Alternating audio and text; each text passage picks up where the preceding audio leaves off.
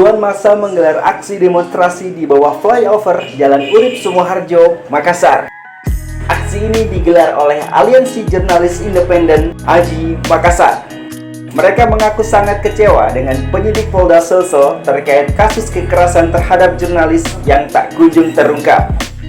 Sejak kasus itu dilaporkan, hingga kini penanganannya tidak terungkap. Mereka pun kecewa hingga melakukan aksi unjuk rasa menggunakan topeng hitam.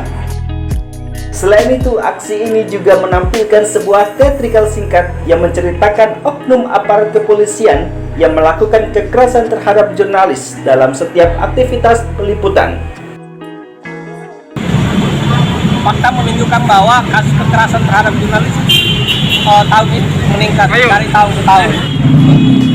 Termasuk kasus terhadap kekerasan kawan kita Darwin di tahun 2019 sampai hari ini belum tuntas. Artinya apa? Penyidik Polda Sulawesi Selatan itu tidak ada niat baik dalam hal ini untuk menuntaskan kasus tersebut. Yang kedua, pejabat di pemerintah Provinsi Sulawesi Selatan, baik dari gubernur sampai ke jajaran bupati dan wakil bupati, itu tidak memahami undang-undang pers. Kenapa saya katakan demikian adalah dari beberapa kasus pelaporan terkait dengan undang-undang ITE, pemberitaan terkait dengan pemberitaan yang dilaporkan oleh pejabat publik sama sekali tidak memenuhi unsur dalam undang-undang pers. Seharusnya mereka harus juga mematuhi undang-undang pers dan MOU Polri dan undang pers.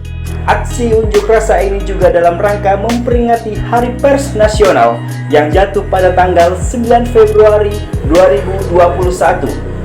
Meski telah lewat, namun pihaknya berharap kasus kekerasan ini tidak ada lagi, dan yang terlanjur dilaporkan diharap segera diungkap oleh Polda Sulsel. Dari Makassar, Muhammad Isa Agus, Fajar.co.id melaporkan.